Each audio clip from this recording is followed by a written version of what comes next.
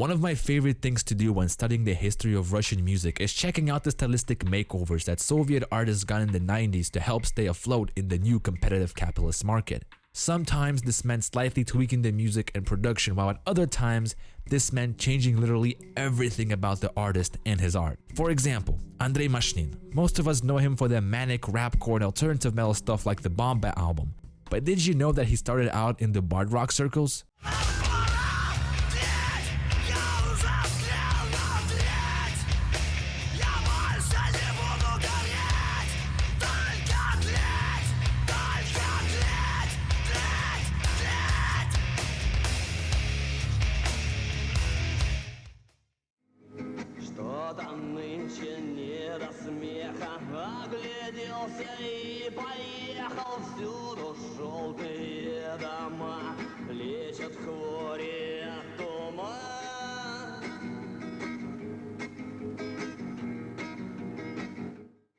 From Bashlatchov to Henry Rollins, such transitions can only be found in the East. Or how about an example from the pop world, the king of lame power ballads Valery Mеладзе. While most of us know him for the ultra-safe radio-friendly hits, he actually started out in a very stylish sophisti-pop band called Dialogue, something like a cross between late-era Genesis and Nuance.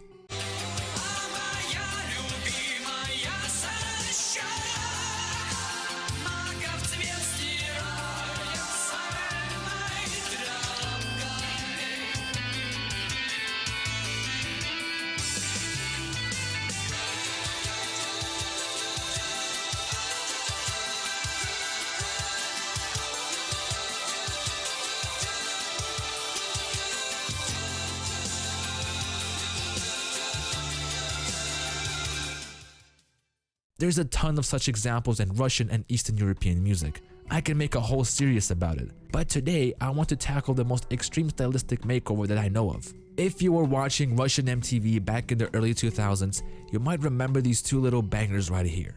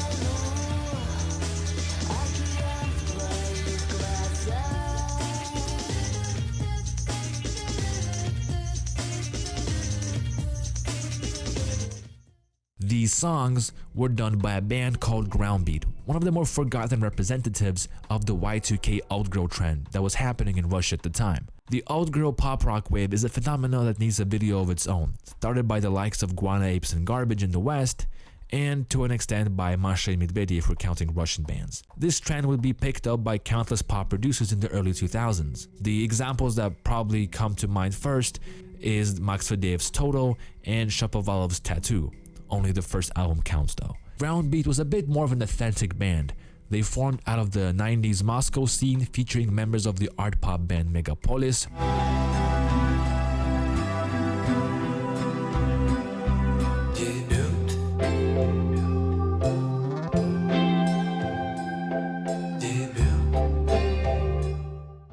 reggae ensemble Amudarya,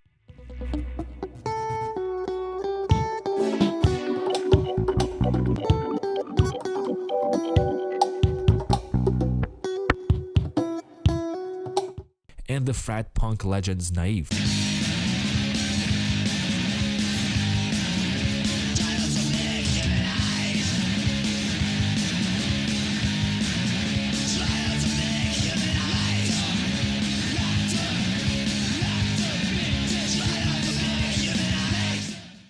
Their first album, titled Optical Wings, had very little MTV pop energy. Instead, it contained weird DIY electro rock sung in English and a cover of a PJ Harvey song.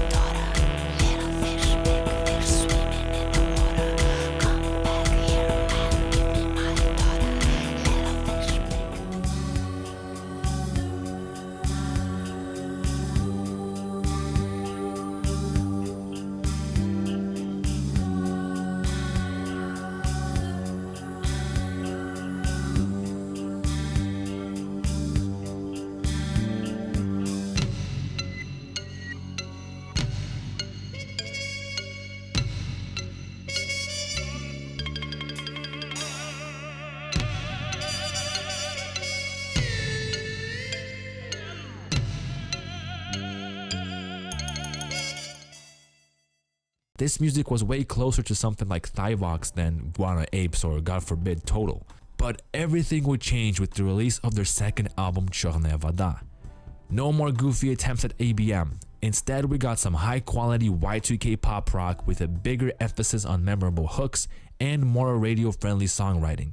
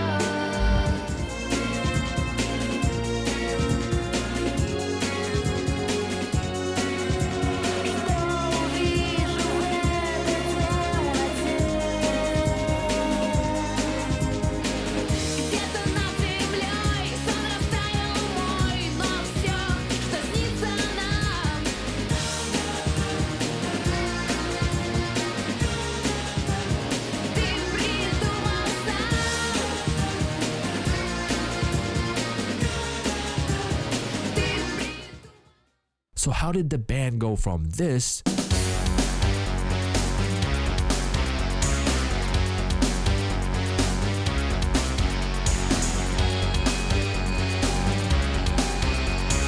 to this?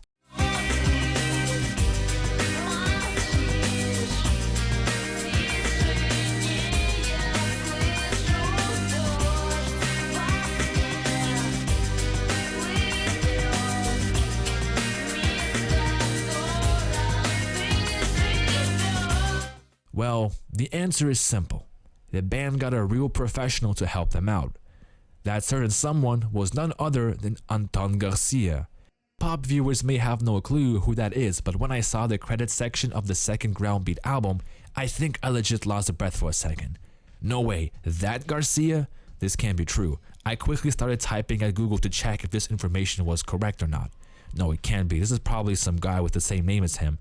Can't be. It was like a Bruce Willis at the end of Sixth Sense moment. Despite my initial disbelief, it really turned out to be that Anton Garcia. You might be curious, why am I making such a big deal out of that?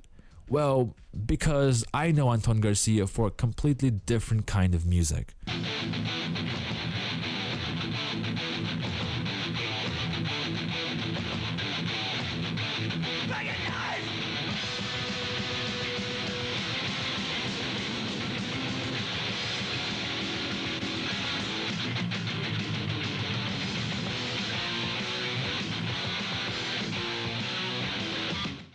You see, Anton Garcia isn't just a random session musician or 90s pop producer. This is basically the guy who brought thrash metal into Russia. This guy made some of the heaviest music in the country, and here he is doing chilled out trip hop rock. I knew that this was a special story, and now I just had to make a video about it. So here is the story of Anton Garcia, a man of many talents, but most importantly, the founder of Russian thrash, thanks to his legendary band Shakh. And no, before someone writes in the comments, I don't consider Front to be the first Russian thrash metal band. Their early stuff is basic heavy metal, and the later albums fall into death metal territory. Okay, moving on. Excuse me, addressing a certain nitpick that the Russian metal nerds might bring up later in the comments. Anyway, let's begin. Cue the intro.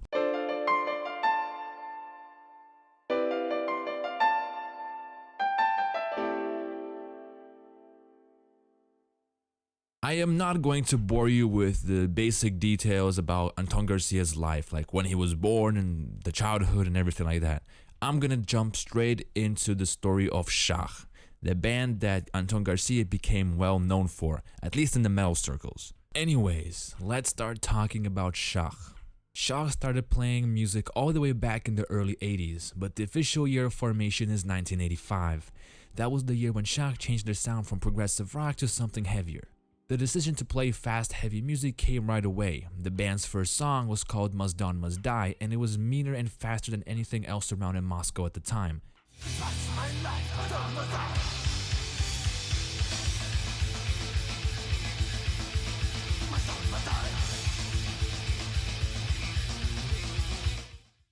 Perhaps the most fascinating thing about Shah and Russia's thrash origins is that Anton Garcia didn't know a thing about the existence of such a genre as thrash metal. It all came down naturally for Garcia, as his goal wasn't an attempt at cashing in on a popular Western music trend. It all came down from the soul and desire to make fast, heavy music. I guess you can say he was spiritually in tune with the American thrash bands at the time. Here's a quote I found of Garcia. Obviously, I had to translate this into English, so if some things get lost in translation, my apologies. By the way, here's how we found out about the fact that we were playing thrash. After recording 4 or 5 songs, among which was Must Dawn Must Die, this one guy came up to us and said, "You guys played pretty well, but you're ripping it all from Metallica." So I asked him, "What is that?" He goes, "No way, you don't know who they are?" And so he brought me a Hungarian record that contained songs by Metallica, Slayer, and other old bands. I listened to it and thought, wow, so it turns out we were playing thrash. That's how you call it. Good to know. Although nowadays Shah is dubbed by many as the Russian Metallica or Megadeth, the band started out trying to imitate Accept of all bands. Yeah, I wanted to play something like that but faster. Since our drummer couldn't work with the 2 kick drums, we started playing simpler things but faster. The vocal style we took from Venom, so basically we tried to speed up Accept and mix it with Venom and got this thing called thrash metal. The band would record a bunch of Magnet albums, rehearsal tapes, and live performances, but sadly, they aren't published anywhere. The first known recording from Shakh was a demo album called Escape from Mind, which would be re-recorded in the 90s. Sadly, I couldn't find the original version, but the re-released 90s album is some splendid old school thrash that could easily share a playlist with the classic bands.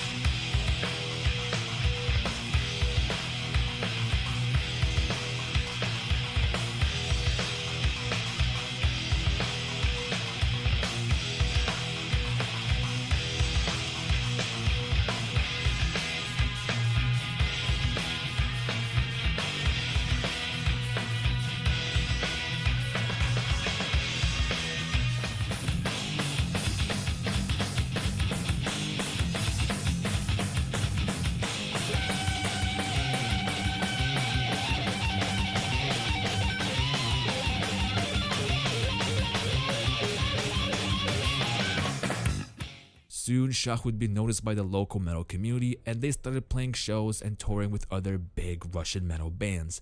This little factor would play an important role in the band's official high-quality debut album. With the perestroika craze, more Western producers and labels started checking out the local Soviet music scene and bringing various artists out into the West. Sadly, all these attempts at bringing Red Wave to the West ended up in failure. If you're interested in the reasons as to why, check out my 2-part series on why Soviet rock failed in the West. Trust me, it's an interesting story that many modern Russian and other non-Western artists could learn a lot from. Shakh was a perfect band to perform abroad. They had a good sound, they sang in English, they weren't 2 decades behind the West, they had a cool logo you could rock on a battle jacket. I mean, these guys definitely ticked off all the boxes for what a good thrash metal band should be. Soon, the band was signed to a Western German label called Atom H Records, which was partially owned by Jürgen Engler, a name that fans of industrial metal and EBM might recognize from the band Die Krupps. As the band were awaiting their time to go leave the USSR for a recording session in Germany, the band was faced with a problem. The band's original bassist and singer, Mikhail Жемчужный, got tired of playing thrash metal and left the band in order to pursue a career in traditional Russian romance songs. Shakh was left in a very nasty situation as they had upcoming shows, and now they are left without a voice and a bass player. The band had to resort to hiring a session bassist for the shows, and Garcia would take on the singing duties besides playing the guitar like he usually did. This process was quite difficult since the vocal parts were not suitable for Garcia's range. How disastrous were these new shows, we can't really know, but something tells me it was a stressful situation for the band. When all hope was lost, came a man that saved the day. That someone was the Russian metal legend Anatoly Krupnov.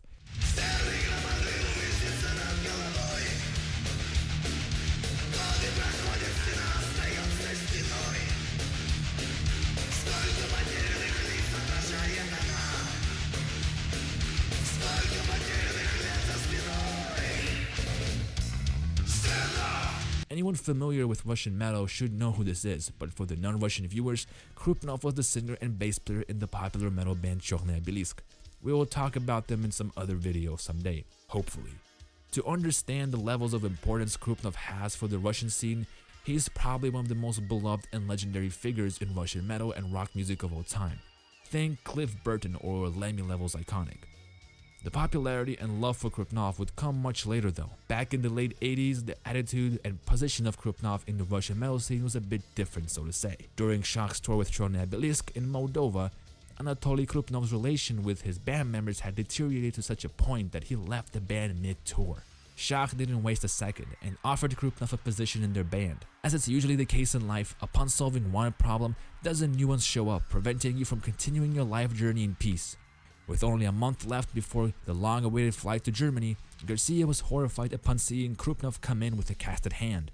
That's right, although Krupnov was a talented and charismatic musician, he had a bad habit of breaking objects while arguing with people.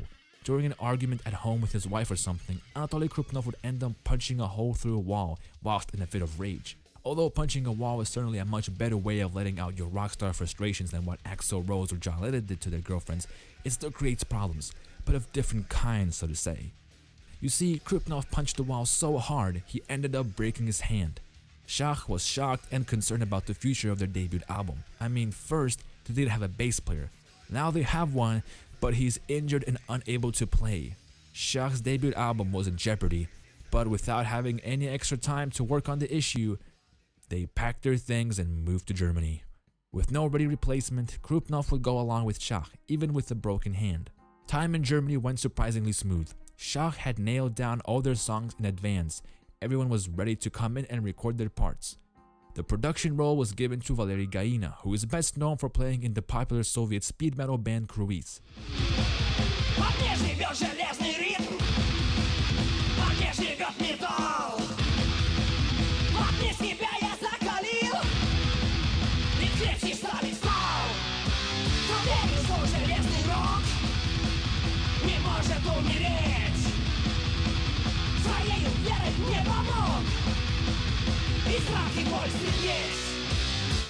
Cruise were Shakh's closest partners in Germany, as they usually performed shows together, even though Garcia personally wasn't a huge fan of their more traditional form of metal. After finishing the guitars, vocals, and drums came the bass, the thing that was keeping Shakh and the producers on the edge the whole time. Despite his injuries and severe pain, Anatoly Krupnov did what every determined metal musician would do, and he took off his cast, went up to his instrument, and played every single note on the album. I feel bad just thinking about it. Imagine, your hand barely works, and here you are laying down super fast thrash metal parts on an album. If that's not the most metal thing on the planet, I don't know what is. Krupnov would later mention in interviews how his time in Shakh was very important in making him a more competent musician and generally building up character. And now with the bass parts finished, the album can be considered done. In a span of only 8 days, Shakh would release their grand full-length record, Beware.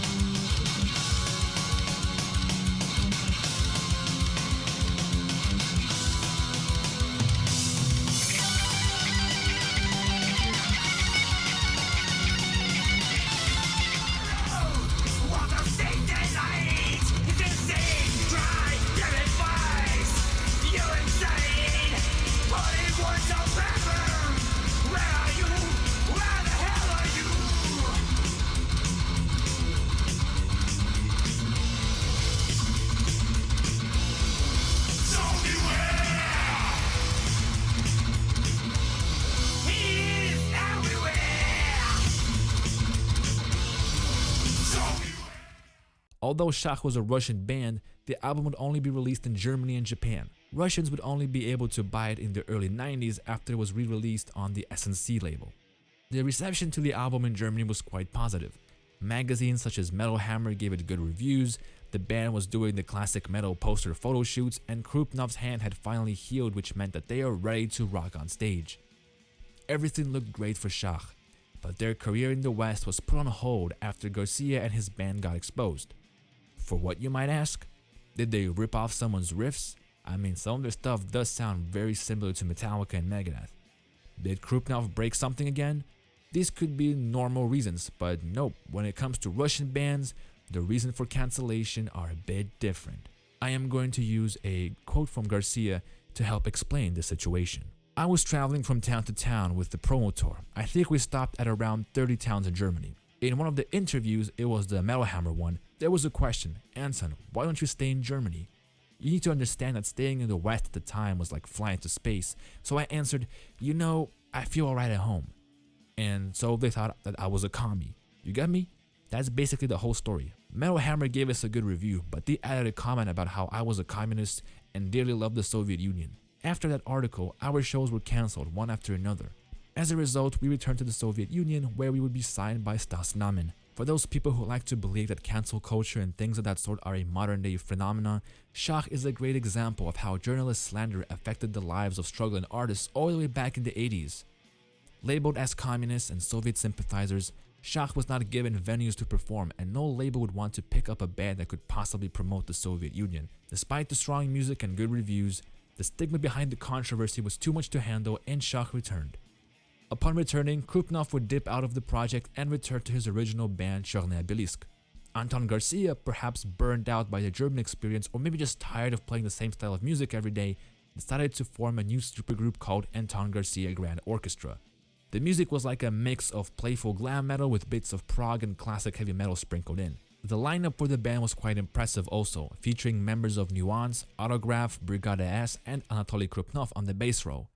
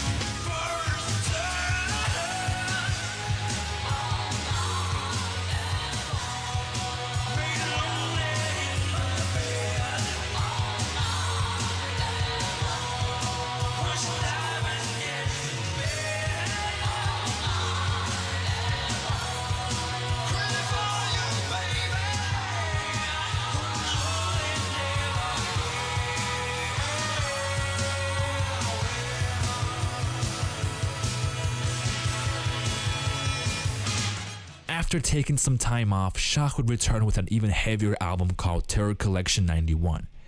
This time, the band had re-recorded their old material prior to Beware, and oh boy, these songs are nasty.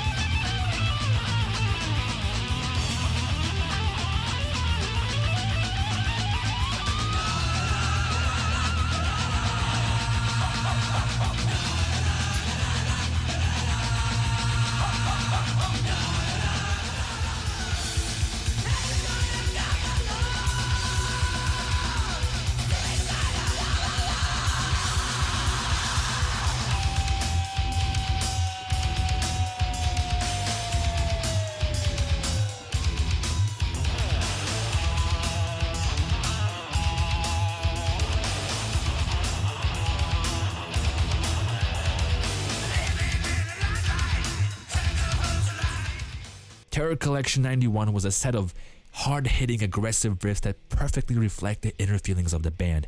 Cancel us all you want, we will continue making the best thrash metal around.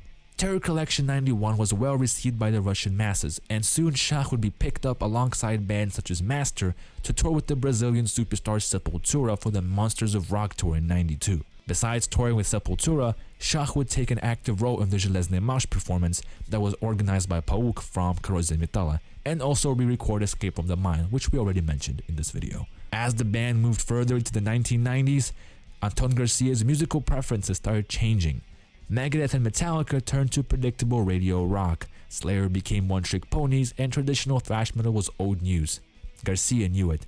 It was time to change the sound. During the global downfall of thrash, Shakh would release their masterpiece and, in my personal opinion, best album called Psycho.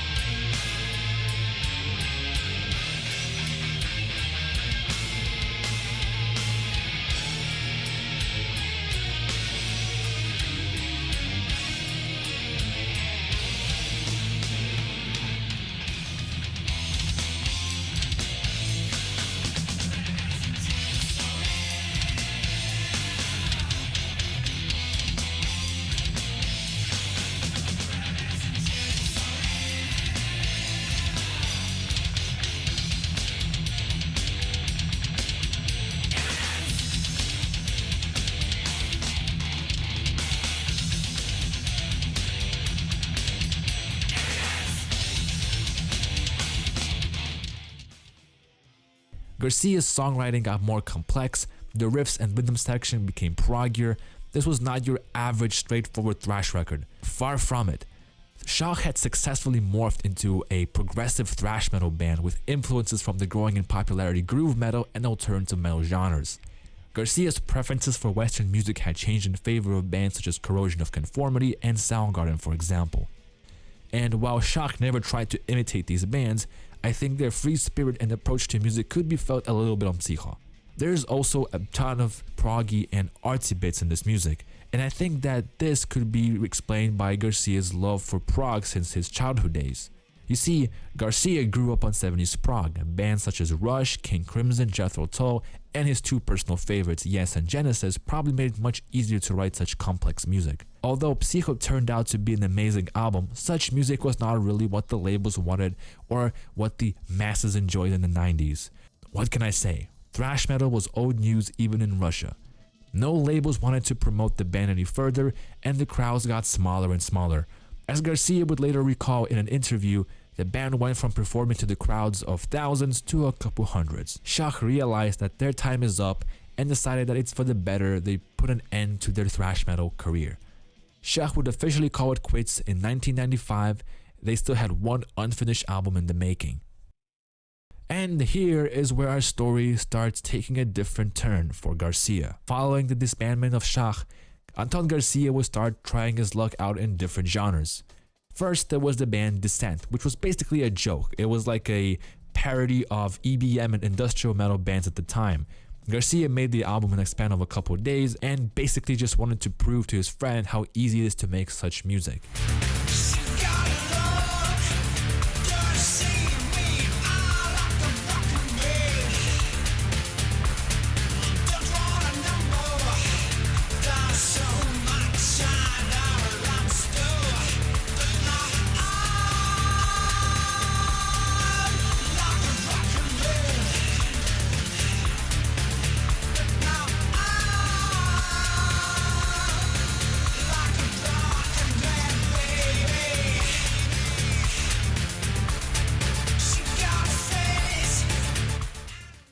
Personally, I think the album's kind of mid, but it's one of the first examples of such music in Russia, so hell, it might be a joke, but it's still historically important. As you could probably guess, this is where the ground beat story picks up for Garcia.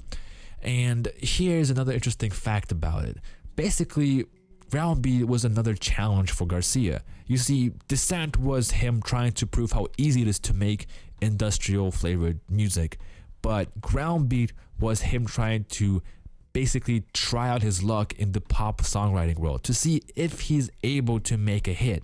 And turns out he could. Obviously, there's also other factors helping out. For example, ground beat would be signed to the Media Star company, which was owned by Alexander Tolmasky, best known as the pop producer and father of the popular Russian rapper Detzel. I'm pretty sure this definitely helped out in the promo section, but still, Chernaya Voda turned out to be a pretty nice rock hit. Sadly, it was basically the band's only hit, but still a hit nonetheless. Following the release of Chernaya Voda, Anton Garcia would split ties with the band and ground beat would soon break up, with all the musicians doing various other projects. If you guys are wondering what happened to the female singer, she started working with Nietzlov and Knifer Frau Müller. Pretty good company, may I say. As for Anton Garcia, he would still dabble a little bit in the metal world, mostly just helping out his old friends from the Soviet metal days, such as Pauk from Korozem Metalla, for example. My personal favorite post-Shah Garcia project is the album New Body Forms by the cult 90s EBM band Thivox. I guess the ground beat comparison at the start was justified since both bands got help from Garcia, but in different ways. With ground beat, Garcia helped out in the songwriting department. Meanwhile, in Thivox, Garcia played the role of the producer and the guy responsible for the high quality sound on the album. Also, he played the guitar on the track Keep Me Unknown. Someday I will do a more in-depth coverage of the Thivox story, probably when I have the courage to do a Moscow industrial video. But for those who are oblivious to the band's existence, these guys were sort of like the Russian KMFDM, and one of the singers was Tuda Larson. Same clique as ground beat, MTV connection. I think I'm starting to see a pattern here. Nowadays, Anton Garcia lives in Spain and spends most of his creative time working on various film scores. Also, as I understand, Anton Garcia became a huge classical fan. You know, like stuff like Bela Bartok and Shostakovich has definitely taken over his musical priorities than the Megadeth and Slayers of the past. And that's where the story of Anton Garcia ends, at least for now. A man that brought one of the heaviest genres in the world to the Soviet Union, dabbled in progressive rock and EBM, blew up thanks to Y2K pop rock, and now has settled down in the beautiful country of Spain, writing film scores and listening to Bela Bartok in his free time. So yeah, that's the story of Anton Garcia. I really recommend you check out some of his music. If you like metal, definitely give Shakh's discography a listen. It's awesome. If you're into like more proggy or like hard rock stuff, Anton Garcia Grand Orchestra is a great band, although it's kind of hard finding their music. And if you're a fan of MTV nostalgia, Ground Beat's second album is amazing. I mean, it's not like Masha Medvedi tier amazing, but it's better than Total, okay? Although that's quite a low bar, I guess. But still, it's a great album. You were at the Melody Buffet channel. As always, thank you for watching. Hopefully the next video won't come out in like 20 years, but in the meanwhile, I'm planning to do more YouTube shorts for you guys, so hopefully you can still find interesting recommendations there. The best way you can help out this channel is by subscribing, dropping a like, dropping a comment, and sharing this video with your friends and people who might be interested in such content. And yeah, I'm very grateful for all my viewers. We finally hit 1,000 subscribers, a milestone for me personally. I was not expecting us to hit that at all, honestly. I was pessimistic about that stuff, but we are gonna go on, you know, we're moving on up, like Primal Scream once said. Anyways, time to go. Bye bye.